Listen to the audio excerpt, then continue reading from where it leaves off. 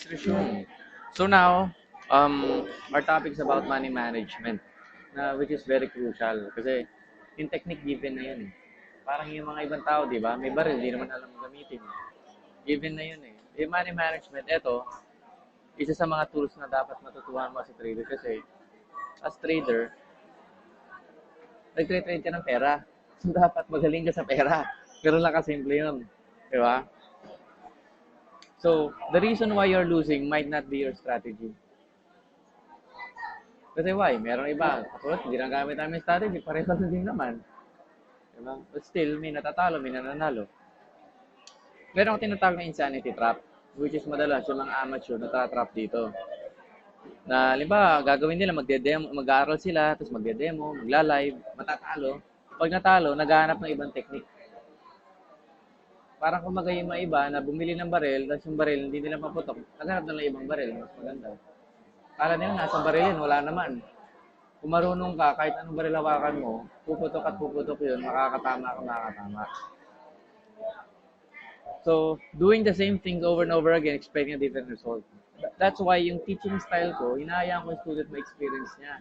Masaktan, madapa. Kasi doon ko lang maintindihan talaga yung lesson kapag mismo ikaw nasunugan, kapag mismo ikaw na-reversan, kapag mismo ikaw hindi ka nag-stop loss, tapos nagtalo. Yan lang yun eh.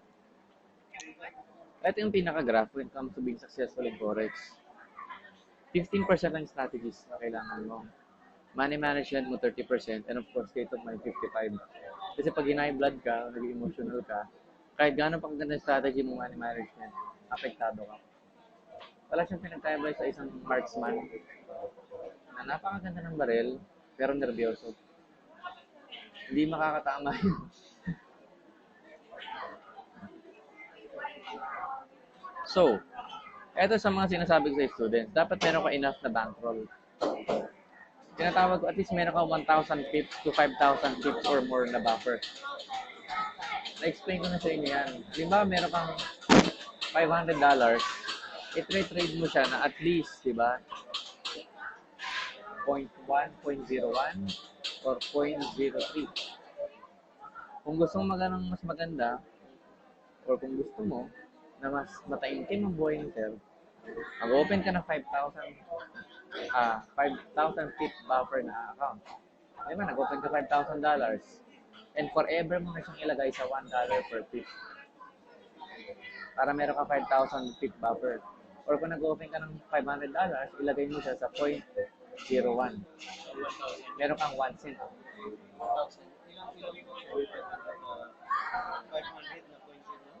Oh, 500 na 0.01. Kagandaan nito, mas mataimtim ang buhay mo. Pag mataas kasi yung lot size, matatalo ka. Dahil yan. Then of course, yung tinatawag kong edge na tinuro ko sa'yo before. Pag nag-open ka ng live account, diba, nag-iisip ka mag-open ng $500 live account, make sure meron kang nakalaan na times 3, no? Amount, times 2 to times 5. At recommended ko at least meron kang times 3 na times 5 na account. Wala siyang pinagkaiba sa reserve file principle. Kapag isang account lang inaasahan mo, para kang lumabas ng bahay na walang reserve file. Madidisi pag nagka-aksidente, naplatan ka, saka kukuha ng tulong. Eh kung meron kang nakaabang na 500 na account, maplatan ka man, meron ka. Ganyan siya topic edge. Na ito, hindi alam ng most ng mga traders. Madalas, iipon lang sila ng pera. Trade na. Eh kapag ginawa mo yun, kakaroon ka ng trading scared money idea. Hindi ka lang mapalagutom. Kailangan mo mabawi. Mga negosyante ba, tanongin ko kayo sir, kapag negosyante may 1 million, tapos may nakita siya magandang business na worth 1 million pesos, invest niya ba lahat yung 1 million niya doon? Kasi paano na yung rent? Operating expenses. Diba? Wala na. So, napaka-important when it comes to trading. Dapat ganun pa rin mag-trade. Kasi, kapag wala kang operating expenses, kung wala kang enough budget, kahit napakaganda ng technique mo, kahit napakasipag mo, kahit religious ka, na-apekto mo emotionally pagdating sa money. That's why kailangan maintindihan mo. So, ayun nga, sinasabi ko, trading account, figure times 3 times 4 times 5, di ba? Spare tire principle. Gusto mo na meron kang reserve ng mga tires or reserve accounts for trading para if ever maplatan ka kasi amateur ka pa, meron kang magagamit. So, ibig sabihin, lima, meron kang $500, make sure meron kang naka-reserve na $2,500 separate account. Mag-open ka ng current or savings na dedicated ko sa business ko for trading. Ibig sabihin, uunahin ko muna to. Diba, sa 2,500, kukuha ko ng 500. Ito i-trade ko. And lahat ng kikitain nito, ibabalik ko dun. And itong basic principle, kapag lumaki na yung pera mo, kapag yung $500 na in-open mo account, dumoble, immediately withdrawin mo yung doble. Para yung nilalaro mong pera ay yung panalo mo na. Nag-get you, sir? Kasi kapag naglalaro ka na isang account na hindi ka pananalo, kabado ka eh. Ganun yun. Wala siyang pinagkaiba, halimbawa meron kang binabayaran na condo o lupa. O meron kang monthly na binabayaran sa sakyan. At hindi pa fully paid yun, kabado ka pa rin. Pero pag natapos mo na yung payment nun, maluwag ka na. Okay? So, ito yung lagi ko sinasabi. 5,000 pip or more buffer, safe and conservative. 3,000 pip buffer, conservative. 1,000 pip buffer or 2,000 is moderate. Below that, medyo aggressive ka na. Maging careful ka. Naintindihan nyo naman sinasabi kong buffer, which means sa 5,000 pip, dapat naka $1 per pip yan kung may $5,000 ka account. Kapag $500 account naman, 1 cent yan per pip. 0.01. I-request mo sa broker yan para malinaw. Sabihin mo, kung sino mo yung account manager mo, gusto ko ang pip buffer ko, bigyan mo ko ng 5,000. Paano mo siya gagawin?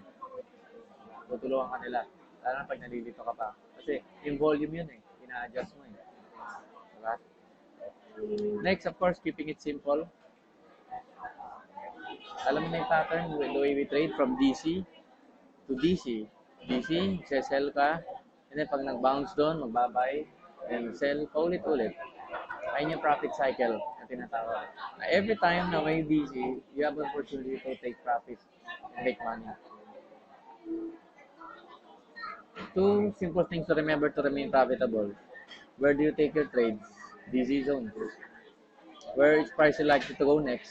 Of course, the opposite of that. DC. You have to remember that. And of course, experience mo, nakita mo na yan. Sticking to the system basically means paulit-ulit mo ginagawa isang bagay over and over again until makita mo yung mga details, nitty-gritty. Okay, hindi ko nakita dati ito. Ngayon nakita ko na. Of course, nagiging proficient ka doon. Gumagaling ka. Bricklayer mentality. Sinasabi na discipline and excellence is the key. Kailangan paulit-ulit gawin yun. Katulad ng pinagkita mo kanina. Yung sa baril, sinasabi mo, maghapon kayong gumagano'n. Paulit. Anong tawag doon? Dry firing, di ba? Kaya nagma-mock-fire ka. Maghapon, paulit-ulit para mahasa yung memory mo, yung muscle memory. Discipline yun eh. So meron akong story dahil sinishare madalas yung double leg takedown principle na merong isang amateur na wrestler, tinuruan lang siya ng isang technique na coach niya, which is yung double leg takedown. Hihilahin yung legs. Bakit yun lang? Kasi wala siyang left arm. So yun lang yung kaya niya. Hindi niya kaya pwede mag-lock. Kasi paano malalak? Wala kang braso kabila. Ayun lang ginawa niya paulit-ulit. Eventually nag-champion siya. Yun lang kasi yung technique niya. Of course, alam niyo na yan, di ba? Yung mga high probability trades. Yung sinare ko na sa inyo.